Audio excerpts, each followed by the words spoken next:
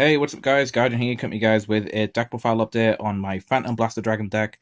So it's been quite a while since we looked into this deck. Set 2 was the last profile that I did for it.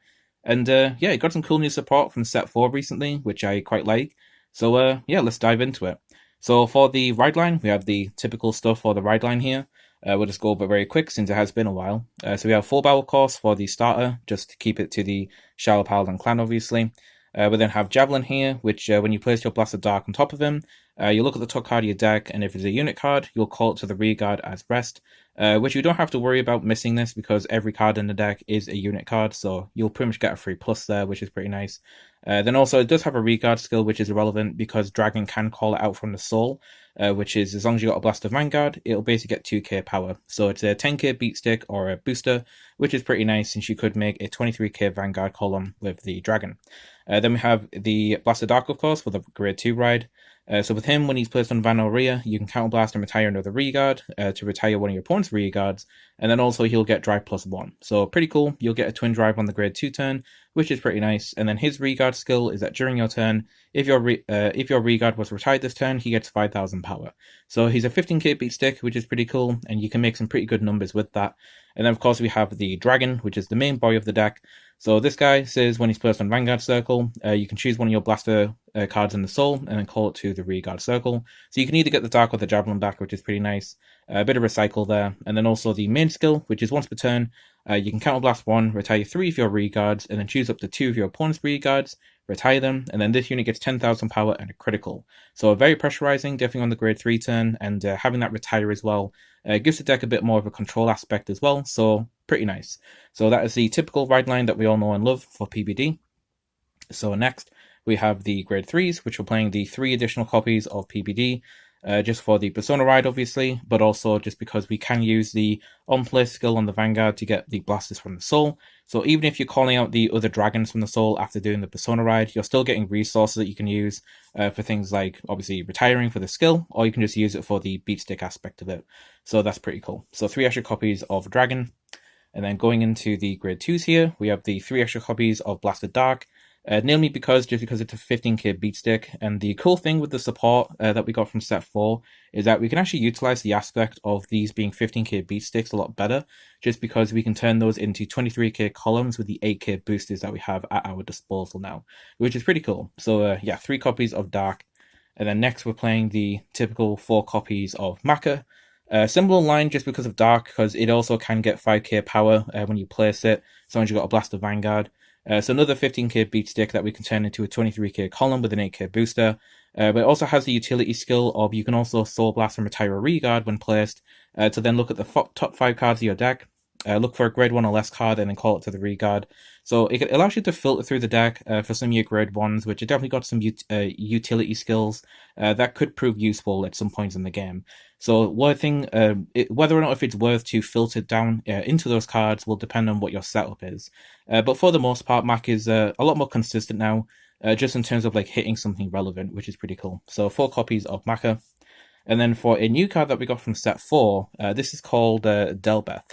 So Delbeth is actually pretty nice just because basically as long as 2 of your rearguards were retired that turn for the effect of one of your blasters, he gets 10,000 power. So he becomes a 20k beat stick, which is actually pretty good depending on, you know, what point of the game it is. Like if it's early game and you went first, you could actually set up a pretty good grade 3 turn with like a 20k beat stick on the rearguard column. But even in late stages of the game, this guy can just make a really easy like power columns being like 28 with a booster or 38 with a Persona ride. So yeah, the rearguard quality of the deck has definitely improved like vastly in comparison to last time. And yeah, the fact that Delbeth is like just a common as well, it's actually not too bad. I will say though, sometimes I will discard these in the early game just because he's more of a late game card, and I do value my other units a bit more than him, but he's definitely something to take in the mind for the late stages of the game, just because you can get really high numbers, which is pretty cool. Alright, so then we have the grade 1s here. We have 4 copies of the new double rare that we got, which is Mugen.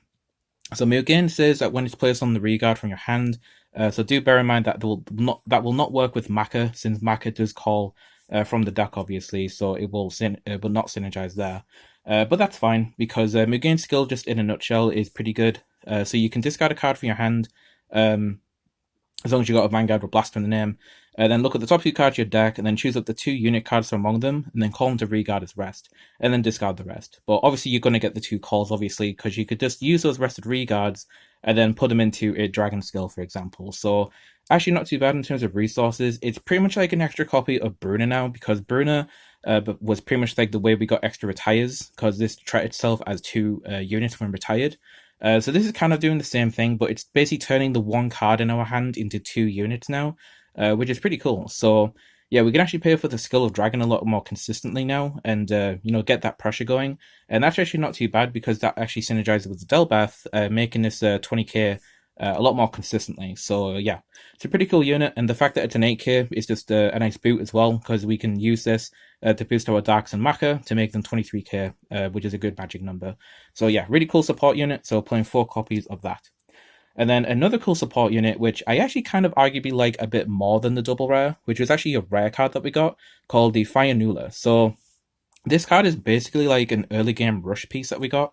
So it's a grade 1 with 8k, but it says, as long as there's no other units in the column of this unit, both yours and your opponent's, it gets 10,000 power continuously, which in itself doesn't sound too fancy, but in the long scheme, it's actually pretty pressurizing, because it's a grade 1, in the early game, we can swing with our Vanguard, which is an 8k, into their 8k grade 1. And then if they get a defensive, we can still hit them with the 18k rearguard of this, because typically in the early game, the opponent isn't really going to call a lot of units to the field. So more times than often, we can get a pretty good beat stick in the early game to get over that defensive, which is great.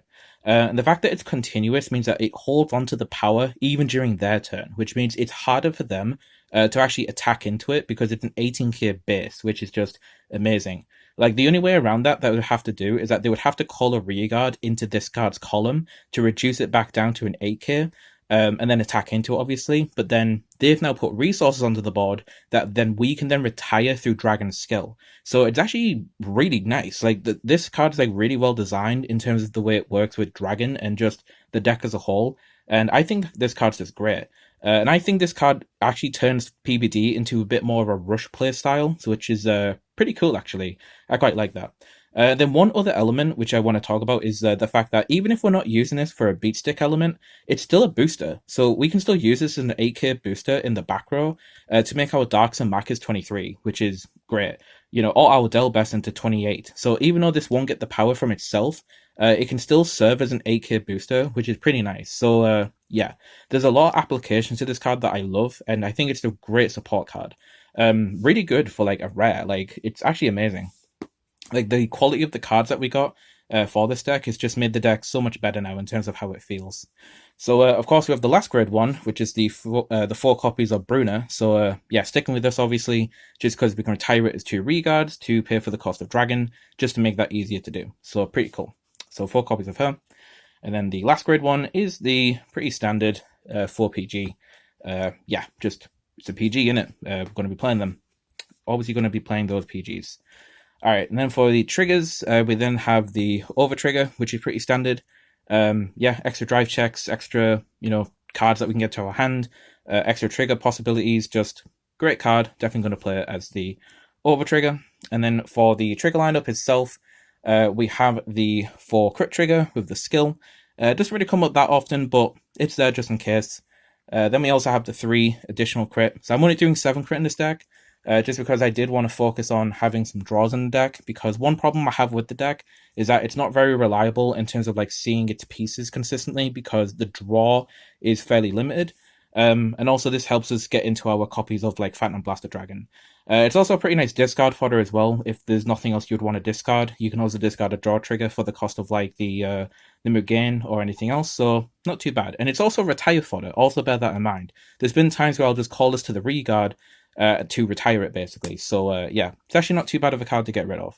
But the draws definitely do feel nice in this deck in comparison to what we had before. With the front triggers, the draws just get you to your pieces more consistently. And then of course we have the 4 heal trigger with the Circular Sorceress, just to go with the sort of witch sorceress vibe here that we have for the deck, which is pretty cool. Suits the Phantom Blaster Dragon style, I think. But yeah, that's pretty much it for the deck. The deck got some very minor upgrades with like some rares and commons. Also the 1 double R, but just overall, the quality of the deck just feels far superior than what it was in set 2, which is really, really cool. And yeah, I mean, just overall with the new additions of like the 2, the 1s, and even the draw triggers make a bit of a difference as well, because I think before I was doing like front triggers and like the old set 2 build. These new cards just make the deck feel great. And having the resources to do Dragon more consistently is great. The early game with this is great, and yeah, it's a great time. So yeah, I quite like the deck. It'll be interesting to see what Phantom Blaster Overlord it's like. We now have the reveal of that card now recently, so it looks like to be a bit more of a Blaster Dark multi-attack focused deck, which is actually quite interesting because it makes me wonder that you'll probably have versions of the deck where you'll focus around Phantom Blaster Overlord with that deck, but then you could also just stick with the Dragon skill for the retire, and then maybe play cards like the main in this deck to, increase it even further, which is actually pretty cool. So looking forward to see how this deck changes, and looking forward to the new cards, obviously, in set 5. But yeah, that's going to do it for me. So I hope you guys enjoyed this deck profile update. I hope you guys enjoyed the explanations of the new cards, and yeah, I will catch you guys in the next video, which will most likely be the reveal for Majesty Lord Blaster, which I'm really, really excited for. So looking forward to that. But yeah, I'll catch you guys in the next one. So yeah, like always, this is Guardian 205, signing out.